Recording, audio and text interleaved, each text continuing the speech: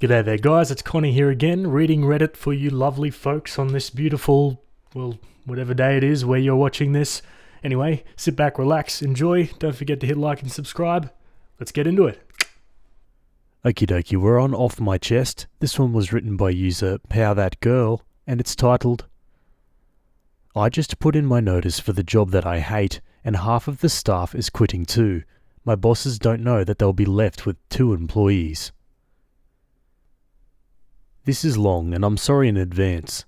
I'm the manager at a copycat of a popular bakery that sells cookies. I realized fairly quickly into this job that the owners had no idea what they were doing. They'd never even had a job in the food industry before opening 3 bakeries, so they would demand ridiculous things, like leaving all rack covers off the cookie racks while we were open because the covers were ugly. I tried to explain that while the rack covers didn't do a lot, they did at least prevent excess air exposure, and it was unsanitary to leave ready-to-eat food out in the open for 12 hours a day. They ignored me for over a month, all the while texting me, asking me why they were getting complaints that our cookies were hard. I ended up having to tell the owners in one of my weekly reports, if we wouldn't leave food out at home like this, why are we leaving out our product that we're trying to sell to customers and expect them to like a stale cookie? A week after I sent them that report, all of a sudden they decided that we were going to start covering cookies again. They even bought us lids for our trays. There have been countless experiences with them that have made me question my sanity and experience that 10 years in the food industry has given me. They tried to make me sell underbaked or raw cookies because they refused to believe our ovens weren't working properly. I had to reach out to corporate for validation that the issue was common and was indeed an oven issue and not a user issue like my boss tried to say. Corporate tried to sell raw ingredients in an inedible cooking dough topping. I asked the individual that assists the founder with the development of the recipes if the recipe was correct. She said it was, and that she brought safety concerns to the founder, who felt that because she fed her kids the recipe and they turned out fine, it would be fine to sell to the public. I informed my bosses of this information, and they, plus the other franchisees and a group email, ended up getting the item completely removed from the menu in a fury. My bosses started complaining that they weren't making money. Most would consider it quite well known that most businesses never even break even in their first few years. No, they were shocked. Our cookies are more expensive than our overpriced but extremely popular direct competitor. So many people look at the prices and walk right out the door. Did the owners care when I brought this to their attention? No. Don't forget, they opened 3 locations in under a year. They started cutting labour randomly throughout the last few months. By cutting labour, I mean they would tell me I was scheduling way too much, after telling me the week before that I was doing fantastic, and that I need to trim or fire people immediately. When I asked for a budget, they told me to cut until they said it was good. I shed over 50 scheduled hours and multiple people, unfortunately, and they're still asking for more. I only have a 7-person staff including myself, and the owners have never worked in the shop for more than an hour. I've withstood a lot of cuts myself, trying to preserve what staff I have left. They started having the teenage girls who work at night close alone to save money, despite me telling them that many companies have policies against this to protect our safety. I was ignored until an angry parent of an underage employee tried to get me in trouble with the company. I'm drastically underpaid for my position, and I found a different job that will be an instant almost 15k raise. I announced my departure to my staff, and 4 people have put in their 2 weeks because they don't like where the company is going, and they know that I took the brunt of it so they didn't have to. I haven't told my bosses yet that almost the entire staff is going with me. I don't really feel bad. Yeah, and OP shouldn't feel bad. It's not their fault that half the staff has chosen to go with them. Seems like they've wisened up. This management sounds crazy. Let's go to some comments. People don't quit jobs, they quit bad management. I wish you and your staff all the best. Management is what affects the employee experience. Your bosses suck. OP replies, yeah, they truly do. For a long time I thought they were good people that were just ignorant and were doing their best. This isn't even half of it. The funny part is that every time I would tell them that they were wrong, they would pretend I said nothing at all, or they would just say to do it anyway. When I started blowing up in their faces, they would come to me with various complaints, and I would again say what I'd been saying about the issue. They'd act like I'd never said it before. that it was brand new information and they had no idea it was wrong. Insert Pikachu's shocked face here. I've been gaslit non-stop for over a year, lol. Okay, on to an update. This past week was my last week at my bakery job with my out-of-touch owners, and boy, has it been a doozy. Upon putting in my 2 weeks' notice, I offered them my time to help find and train a replacement, and I also prepped for the upcoming month for them. They have a tendency to hire their managers in the middle of a crisis and throw them in with little training, so I was doing my best to prevent that and told them so. They were acting really weird but didn't say anything suspicious. No ads were posted on Indeed to replace me. My employees were dropping like flies. One of them was a crappy friend who effed me over, and the rest all refused to stay if I wasn't there. For months, the owners kept telling me I couldn't staff to what I needed because of labour, but every time someone would need a day off, it would screw everyone over because we didn't have staff. There was no one to cover shifts. We were told to be alone most of the time to save on labour, but that left us all doing the jobs of 2 to 3 people. I fought cutting too many hours from certain people because we would be effed if we lost anyone. She would always tell me to not let myself be railroaded by my staff, but would also refuse to let me work overtime. If I lost people from cutting their hours, I would be forced to fill in those positions and work overtime. So when I would ask them what they wanted me to do, they never had an answer, besides telling me whatever I was doing was wrong. When I could hire, they wouldn't let me hire anyone who wanted more than 15 hours, but didn't want me to hire students due to lack of availability. So basically, I couldn't successfully hire at all because no one wants a job where you're required to have an open availability but get no hours and do the job of several people. This week, when I offered to post an ad with the company Indeed profile and assist them with hiring, they thanked me but declined. See, a big reason why I wanted to find a new job wasn't just because the company was a joke from the founders all the way down. I knew there was no way we were going to stay open for much longer. Our lease was up soon and we were drowning. I just had a feeling that if we closed, I would get zero heads up beforehand because they never seemed to handle anything in a manner that was appropriate or helpful for anyone besides themselves. My ex-staff and myself received texts and calls from the owner today informing us that the shop was going to be temporarily closed this upcoming week and basically dismissed the staff that was left, which tells me they likely won't be opening the doors back up. There's a lot of little details that I won't include for the sake of brevity, but yeah, I quit my job and they shut the whole place down. It's really sad that they wouldn't just work in their own business. Instead, they chose to leave people without jobs with no notice. That says a lot about them as people, I think. I get 9 days off between jobs that I'm insanely grateful for. I haven't gotten to have more than 1 day off in a row in over a year. I'm so excited to sleep through the night without all the work stress and to get past this burnout I've been dealing with for so long. I got a whole bunch of arts and crafts supplies and I plan to spend a lot of time in the sun. Yeah, that sounds like a pretty good plan. I've got to say though, this story is flooding back all the bad management memories that I have as well. Someone in the comments says, I hope you gave the good hard-working co-workers a heads up that they could polish up their resume and put out some applications and not be SOL like the owners were setting everyone up for. Opie replies, Oh no, I told them all of this in advance. Most of them were already applying for other jobs because I had a feeling once I realized they weren't hiring to replace me like they claimed they were. Opie comments further on their owners and the business. You're right, you don't know the full story. I've been with the owners since this shop was being built. They've never worked there a minute more than 30, exactly one time. They opened 3 of these in less than a year because the company is a scam and the founders promised crazy high returns the first year, like almost $1 million. It wasn't about passion, it wasn't even their menu. Their blood, sweat and tears were never the ones shed for this location. They were mine. I built the team. I organized everything down to the inventory layout and printer setup. I did everything there besides deal with the financials.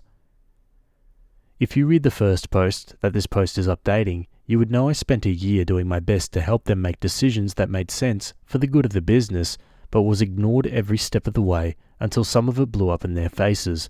Even then, they didn't clean up the mess. I had to. They've never even worked in food before opening 3 of these. No, I'm not too hard on them. I gave them the benefit of the doubt dozens of times and did my best to help them. They just didn't want to acknowledge that they had no idea what they were doing, and their choices led them here. The reprieve they hoped for was cutting labour, yet they were buying 6 mini fridges, equipment worth hundreds of dollars like a sugar printer, and a ton of unnecessary stuff that was expensive and unnecessary. While they penny pinched me every move, they were irresponsible. It wasn't a dream that died out. I don't think they dreamt of anything besides money from their greed. If anything, it was my dream that died. It was my passion wasted. Alrighty folks, on to the final update. Holy smokes, I didn't expect all of this. Lol, thanks for all the kind messages. I can definitely answer some questions that I'm seeing a lot of people ask. First, the OG company is Crumble, and no, it's not Tiff's Treats. I already had someone message me that works for the same owners at a different business they own, because for some reason they also own 2 swim schools, so I'm a bit uncomfy with adding myself much more. Not that that's going to help me at this point. I'm tempted to post the 7-page expose I found about the company written by an ex-franchisee who had to shut down their business. It's quite a fascinating read. Second, there's a lot of reasons why I repeatedly convinced myself to stay as long as I did. I think a couple large contributors were my perfectionist tendencies and stupid high expectations I have for myself. Another was my team. When I'd come in and see my team busting their asses for me every day, it broke my heart to think about leaving them. I knew once I left, the owners would F them over. We're all young women, and I fought for their safety and well-being the best I could. I also really wanted to believe that they were good people who just needed help. Honestly, when I think back on a lot of my actions, I think I upheld my personal values well, and I'm not sure I would do much differently. Even if I wanted to just throw in the towel and tell them what I really felt on those bad days, I didn't want the ugly part of me taking over. I've been working really hard on that. I'm not a pushover though, even if it looks like it, lol. I challenged them on their odd choices quite a lot. I haven't gotten to fully start my new job since today is the last day of my little vacation, womp womp. I got to meet my new boss earlier in the week, and I'm feeling optimistic. If anyone else has any questions, I'm willing to answer them. Thanks so much to everyone for being kind. Alrighty folks, and that's the end of that story. Yeah, pretty good ending for OP. Glad to hear she got out of there. You really can't be wasting your time and career with businesses like that. What about you guys? Do you have any similar stories? Let me know. Anyway, let's move on to another one. Okay guys, we're jumping over to Petty Revenge. This one was written by user Exciting Mud, and it's titled, I Thought She Was My Friend. I have a co-worker that I thought was my friend. We've worked together for almost a year. A few months ago she walked out on her job. She wanted to come back and I got her job back. I've loaned her money, bought her food when she didn't have any, and even defended her on multiple occasions. Well, yesterday I found out that she's been talking mad crap behind my back and flat out lying about me to the new employees. It really hurt because I've done so much for her. I was on closing shift last night, so I had to do the deposit. On the top of the deposit bag, we write our tips so we can minus it in the daily operating report to see if we're short. We leave the top of the deposit bag on the desk because the deposit bag number is needed to open the store in the morning. I know for a fact that this coworker gets angry when she sees people getting large tips. It makes her jealous because she's really bad with money and always totally broke, and because of how she treats customers, she never gets tips. I decided to write a fake number for my tips. I only got like $8 in tips, but I wrote 48, knowing it was going to totally destroy her whole day. There's no way for her to verify my tips, and writing a fake number down doesn't affect anything at all. It's not like it will mess up the count or anything, and 48 in tips wouldn't be common, but not unheard of for a Friday night. I've gotten larger tips for the night. Then, today she texted me asking if I could come into work an hour early so she could leave an hour early. I've never told her no before. I've always helped her out when she asked, but today I rocked the boat and told her nope. I know she's at work right now totally fuming because she thinks I got large tips and because I would not come in early for her. I'm sitting here eating dinner in my car feeling satisfied for the moment. Well, imagine getting mad at someone because they're presumably doing a better job than you and getting better tips. Also, I don't know why she wants to leave work early if she's mad about the money. Let's go to some comments. If you want bigger tips, leaving early on a Saturday isn't the answer. Time to distance yourself from her. Opie replies, I've already spoken with my general manager and he's going to start scheduling her for morning shifts only and making sure she's never working on my shifts. We're both shift managers. What's funny is she was the GM at one point but was forced to step down due to her behaviour. Another commenter responds, forced to step down due to her behaviour. Yeah, big shocker there. Keep in the direction you're heading and don't give any more of your attention to this person. It's a waste. Another comment says, if you had taken the shift, you could have said, oh my god, a customer left a huge tip. Could have been yours, lol. Do not lend this person money. Do not lend money to anyone unless you just like throwing money away.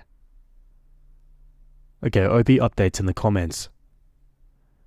So I didn't expect my pettiness to have such an effect on her. I got to work tonight and as soon as I walked in the door, she started slamming stuff around and throwing stuff. I went straight into the bathroom and texted my general manager. He immediately got on the security cams and started watching her. I kept my head down and my mouth shut and said absolutely nothing to her. After watching her for about 5 minutes, he hopped in his car and came straight to work, on his day off. She still didn't stop slamming stuff around, but it wasn't quite as violent once he got to work. He told me he was going to have a sit down with her tomorrow about her behaviour and her creating a hostile work environment for everyone when she behaves that way. My GM said he hoped she quits tomorrow so we don't have to deal with her anymore. More comments. $8 in tips is normal? What do you do? Opie says 8 in tips isn't abnormal, neither is 45. It all depends on the day and how many inside customers we have. I'm a shift manager at a pizza shop. Not many people think to tip inside when they pick up their pizza. When I was doing delivery, I used to make 50 to 100 just in tips a night. Devil's advocate here. Are you sure you can believe the new hires over someone you've known for so long? Maybe I missed it, but I didn't see if they provided any kind of physical proof like texts, or as you said, there are cameras, any video with sound. Sometimes new hires are petty AF, or bored, and try to test their co-workers. I've worked a few places where this has happened, believe it or not. Opie replies, I was told a few months back that she was saying the same stuff by a different co-worker who is no longer with the company. That co-worker stopped working with the company about a month before they started. Sounds like it's true then. Okay, Opie makes another update. I have a routine before work. I usually leave an hour and a half before work, grab some dinner, and then sit in a parking lot playing Pokemon Go. I drove by work and her car was there, so obviously she didn't walk out. Ugh. I was really hoping to see my GM's car there, and not hers. Let's see how she's behaving today after my GM spoke with her. Yeah, let's see. Final update. I get to work and she starts slamming stuff around again. I just keep my head down and ignore her. I text the GM. She then calls the GM and lies about a few things. Whatever, I don't care at this point. GM confronts her about slamming stuff around. She denies it, hangs up on him, leaves her key in the office, clocks out, and leaves. On her way out the door, she threatened to sue me for defamation of character. I almost laughed in her face, but I just ignored her. Looks like the trash finally took itself out. Yeah, good riddance. Let's read some final comments. Wow, 8 is a bit low. Quote, not many people think to tip inside when they pick up their pizza. Ah, yeah, I wouldn't consider tipping either if I was picking it up myself. Yeah, I gotta say, having been living in Canada recently as opposed to Australia, I hate the tipping culture, particularly in this kind of instance when the person that I'm expected to give a tip to has done absolutely nothing to earn that tip. And the way that the minimum's like 15 or 18% now, it's just crazy. Also, I feel like they guilt trip you into it a little bit, like they look at you when they give you the FPOS machine or whatever and wait for you to put it in. Like, come on, we're all struggling. Why should I have to tip 18% for someone who poured my drink? I can get behind a good waiter or something though, I'll tip them. This comment agrees with me. Quote, not many people think to tip inside when they pick up their pizza. Well duh, it's not like the workers are waiting my table or driving to my house to deliver the food, so of course I'm not tipping. Tipping culture has gone insane since the pandemic. Another comment says, while I'm glad the trash took itself out, I can't help but feel like the ex-friend cut off her nose to spite her face. Like, why quit if you can force them to fire you? For me, there's no better way to flip the bird to the man by forcing his hand. Granted, it's a low-paying job, so who cares, but the pettiness within me wonders why she doesn't do that. Yeah, it's a good point actually. But yeah, I don't think Opie has too much to worry about that defamation case. Anyway, what are your thoughts about that one? Let me know down below. Okay, this was posted on a couple subreddits, including Am I the A-hole and relationships. It was written by a throwaway account, and it's titled, "Am I the a-hole for taking my children away from their grandparents after my husband died?" I, 34 female, met my husband while I was doing an exchange semester in Australia when I was 20. We later got married and I moved to Australia permanently. We have 2 kids, 6 female and 4 female, and I'm 4 months pregnant. My husband passed away 3 months ago. It was and still is horrible. With my husband not being here anymore, I want to move back to my home country. I think it will be good for my kids because the education system over there is heaps better. But the main reason is that I need my family. My 4-year-old doesn't really have an opinion on it. My 6-year-old is excited because my parents have horses. Here in Australia, my husband's parents look after our kids Monday to Friday, as my husband and I both had full-time jobs, so obviously they are close. Mother-in-law and father-in-law are very attached to the kids and love being grandparents. Last weekend, I broke the news to them. I didn't expect them to be happy, but I was hoping they'd understand. They didn't. It was ugly. They asked me how dare I take away their grandchildren after they lost their only son. They said my husband would be disappointed and he'd want his children to grow up in Australia. I had to leave because I couldn't handle the situation. I feel guilty because my husband did want to stay in Australia, but mainly because that's where we're settled. I don't think he'd be disappointed. I think he'd understand. But I feel so guilty, but also angry. I feel like it was cruel of my mother-in-law and father-in-law to say what they said. I plan to come back to Australia regularly because I don't want to deprive my children of their heritage, and it has become my home over the years. Basically, is it wrong to move back home?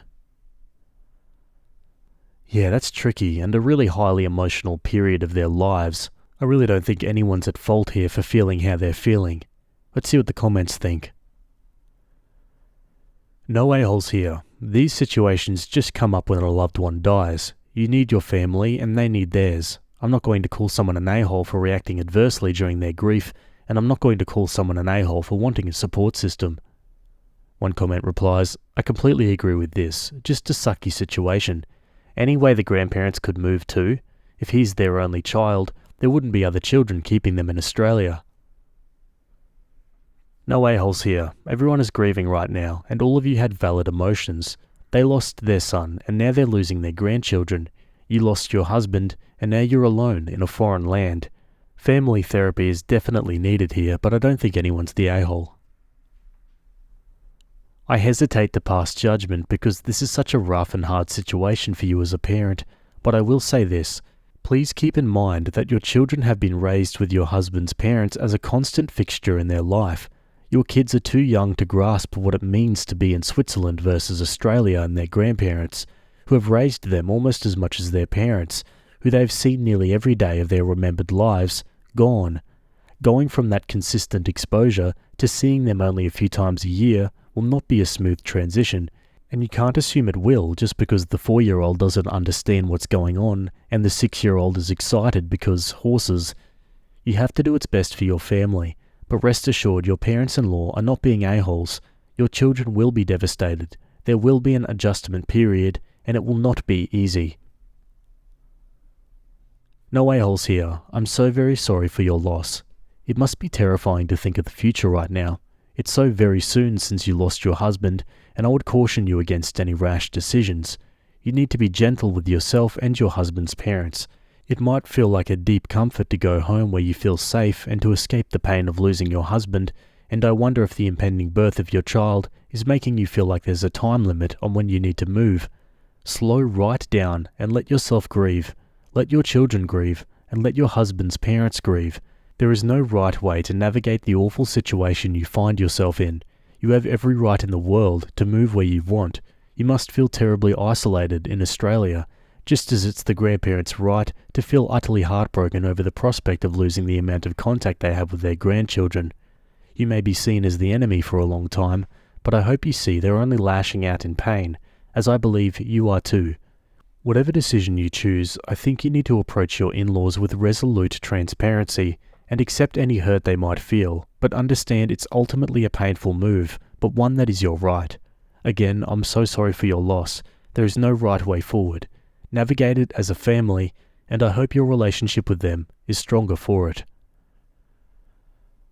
Yeah, great comments. Let's see what OP does. On to an update. It's been nearly 3 weeks since my last post. A lot has happened since. First off, we're back home in Switzerland. The kids are okay. As planned, we moved in with my family. The kids are bonding with their grandparents and cousins and the animals. They're set up for therapy, as am I. The events leading up to this, I went back to my in-laws to explain my side of the story. I told them again that we would be coming back, but that right now I need to make sure that I can be a good mum to my kids. They were very understanding and asked if they could take the kids the next day. I agreed and dropped them off. However, pickup didn't go as planned. The kids weren't ready, and father-in-law told me that they decided it would be best for everyone if they stayed with them for a while, as I was clearly unstable. There was screaming, tears, threats, and lots of ugly things were said. I called my lawyer, who told me to call the police. Luckily, it didn't come to that, and they gave me back the kids. But honestly, that was it for me. Trust gone. I booked flights for us and arranged what I could in such a limited time span. I told my in-laws that they had seriously hurt my trust, and that I would need time to think what this means for the future. They were allowed to say goodbye to the kids in person. We arrived at home on Monday. The kids already video called my in-laws, as I want to make it as easy as possible for them to transition. I'm very hurt and disappointed that it had to end this way, but also hopeful for the future. Right now, I'm enjoying getting pampered by my mum, who's very excited to be part of this pregnancy. In the future, I'll try and rekindle the relationship with my in-laws. Wow, am I reading that right? They tried to steal the kids away from her? I mean, by doing that, they certainly made it an easy decision for OP to move. Okay, another update was posted on a separate account. I posted on Reddit a while ago but forgot my login details, so I made a new account. I hope that's okay. Some background. I, 35 female, am Swiss and married an Aussie. We mainly lived in Australia. My husband died roughly a year ago and left me pregnant and with 2 kids. The kids are now a few months, 5 and 7.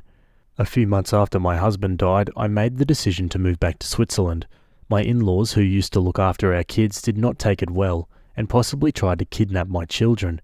This sealed the deal for me, and we moved back. People here on Reddit were giving me grief for making this situation, and I did feel bad for taking the kids away from my in-laws just after they'd lost their son, so I made sure to let them video call the kids regularly. Things have been going really well for us since we moved back to Switzerland. We live on my parents' farm with my sister and her family. My oldest started school and has made many new friends, and they love that we have horses. We were all in therapy, but my children are doing great and don't need to go anymore. They are happy here and are thriving. Now onto the problem. Obviously, my in-laws think I'm a horrible person. They made that pretty obvious. When we first got back, they tried to talk badly about me on the video calls, but because I was listening secretly, I know, I was able to tell them to stop or we wouldn't call them anymore. That seemed to work for a bit, but now father-in-law is seriously ill. He might not have that much longer, but we don't know. Apparently mother-in-law has told the kids that it's my fault that father-in-law got sick because I took them away, and that was too much for him to handle. She said some nasty things which made both of the kids cry. 5-year-old doesn't want to talk to her grandparents anymore because they said mean things about mummy, but 7-year-old is extremely angry with me. She was very close to father-in-law and has been convinced by mother-in-law that her leaving caused him to get sick. Ever since, mother-in-law has been telling her that I'm the bad guy. I ripped them away. I'm responsible, should father-in-law die. I really just want to cut contact, but I don't think 7-year-old could handle that, nor would it be fair for her. I realise that this is a tricky situation all around, and I really just want to do what's best for my kids. What should I do? Cut contact? Mother-in-law won't stop. I've tried talking to her. How can I minimise trauma for my kids? Wow, I can't believe how spiteful and vindictive those grandparents got. Unfortunately, that's the last update for that one, so we won't ever know what happened, but let's read some final comments. Kids no longer need therapy, but my 7-year-old had been told by grandma that grandpa is ill because mum took them away from them. I'm going to go with that child, at least, actually does need more therapy. It was 3 years ago, so I hope she got it. Commenter replies, you have to wonder what the motivation is to tell the kids bad things about the OP when it will only make the kids unhappy and their lives more difficult. It's just purely vindictive towards the very kids they apparently loved. When they tried to keep the kids that time, did they think Opie was going to say, "You're right, I am crazy and I can't take proper care of my kids. You keep them, I'll go eat worms"? Not bloody likely. They made their bed. The 7-year-old needs therapy and to hear from a neutral adult that what her grandmother says is not true and that it's completely wrong of her to say that. Opie needs to ring the in-laws and say, "One more mention of his illness being my fault to my children, and both of you will never see or hear from them again until they're old enough to understand what a disgusting thing you're trying to do is." Honestly, what do those in-laws think that those tactics will accomplish other than upsetting their grandchildren? Is petty revenge against their former daughter-in-law worth hurting their grandkids that they supposedly love so much? Yeah, spot on. What do you guys think? Let me know your thoughts down below. Alrighty, that's it for that one, and we'll move on to another story. Okay, jumping over to True Off My Chest, this one was also written by a throwaway account, and it's titled, "My husband is not invited to my brother's wedding." My 33 male, brother 30, is getting married this summer.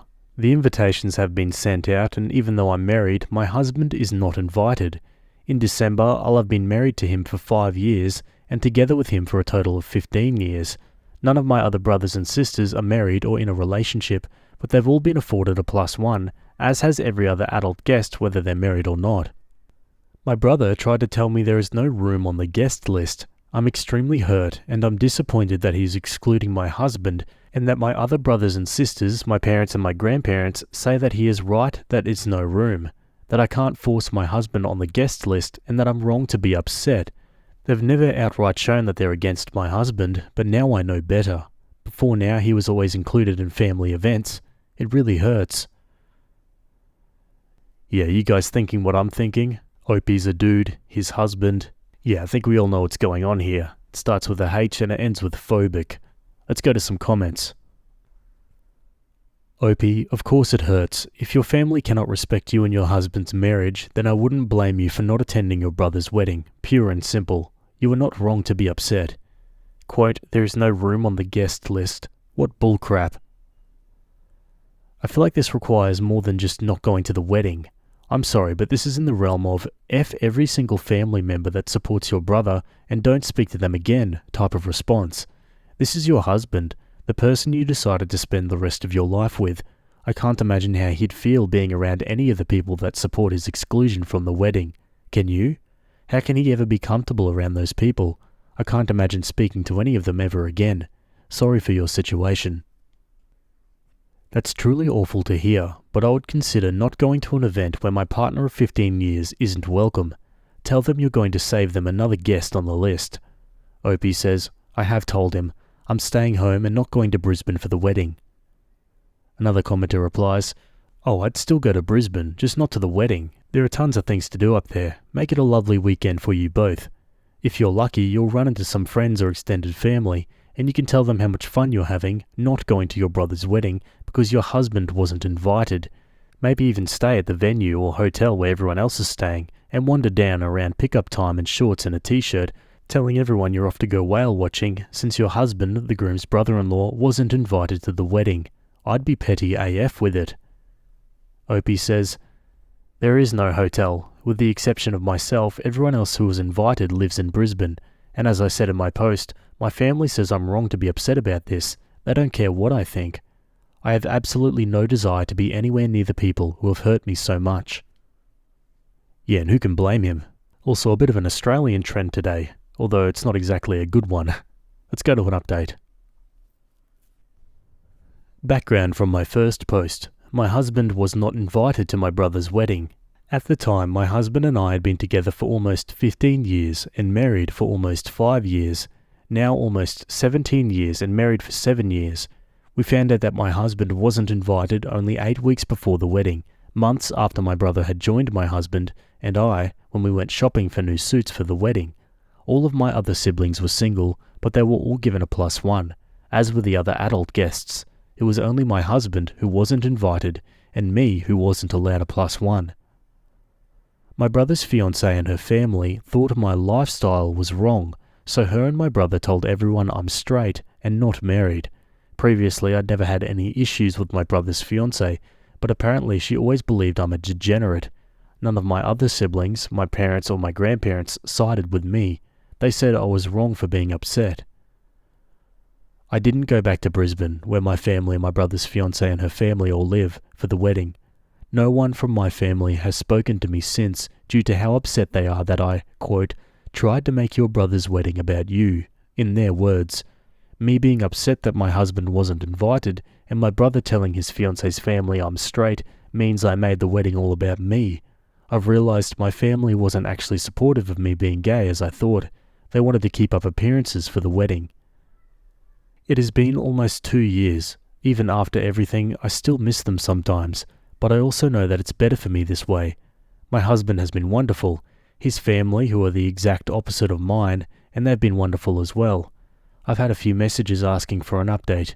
I appreciated all the kind comments in my other post. Apologies if this is anticlimactic. One comment says, as someone living in Brisbane, this is absolutely wild. Gold Coast, Christians, or Sunshine Coast conservatives I would understand, but Brisbane? Totally nuts. Your family is messed up, mate. Their behaviour is absolutely not okay. But the good news is, their bigotry is not your responsibility to deal with. I know it's hard. I was estranged from my father for a long time. He's since passed, and I often longed to speak with him, but I knew it was the right decision for my mental health. Good luck moving on and building your family with people you choose. Another comment says, I'm sorry your family is allowing and participating in this behaviour. It sucks to miss them, even when it's for the best. Sending love and hugs. Okay, and that's the end of that one, guys. Wow, that family, just no words, honestly. Like their son had been with his partner for 15 years and they were still worried about keeping up appearances.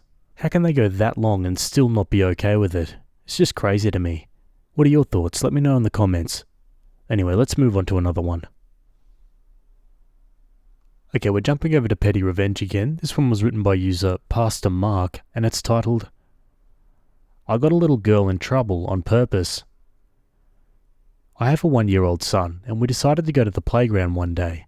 On this day, a bunch of kids were there, among whom was a bratty 4-year-old or so girl who had a mean streak to her.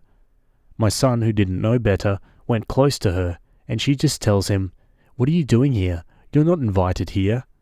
I agree, I kinda didn't like my son being bullied, but I figured he doesn't understand these things yet, and I didn't want to be one of those sensitive helicopter parents who shield their kids from everything.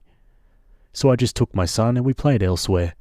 Later on, I see that her grandma was there, and it seemed like she's not one of those loosey-goosey grandmas, so while the girl was close to her grandma, it dawned on me I could bait her to be mean to my kid in front of Granny. So I placed my son close to her since I figured out he wouldn't understand anyways. And it worked. She said, You're not welcome here. Go away. And her grandma heard, and she got in trouble, and the grandma said they now will go home since she can't be nice. She fought it, but couldn't do anything. Part of it, I think, was Granny just wanted to go home, lol. Edit to add, I'm sorry for the lack of clear communication on my part, but for those who say my 1-year-old needs to learn boundaries, yes, I do agree, and I do try to teach him. For example, he'll want to just grab other kids' toys like toy cars or balls when other kids fling them around, but I never let him touch it, and communicate with him why it's important to not touch other people's things without their consent. For the girls asserting her boundaries part, as much as I am for boundaries, she was gathered in the middle of the top of the playground structure where kids access the slides and fiddle with marbles on the walls, so I don't really think she or her group should be asserting their boundaries or personal space when they're in a shared space and a supposed throwaway for other kids. And she was also doing it to other kids, not just mine. Hope this helps. Yeah, honestly, probably did the little girl a favour. She learned something that day, and her bad behaviour was corrected. One comment says, When I was in kindergarten, I used the little blocks to build a tower. Some boy came and kicked it down. The next day, I built a new tower, just a bit taller. Better design, I guess. The boy came and kicked it down. The next day, I took one of the big blocks, surrounded it with little blocks, and built an even taller tower. The boy came to kick it down, and nearly broke his toe. I remember feeling very satisfied. He left me alone after that. I consider that advanced problem solving for a 5-year-old. Yeah, that's a pretty good comeback. What are your thoughts? Let me know down below. Anyway, that's it from me today. I hope you guys enjoyed those stories. Thanks for making it to the end, and I'll see you all in the next video. Have a good day. Cheers.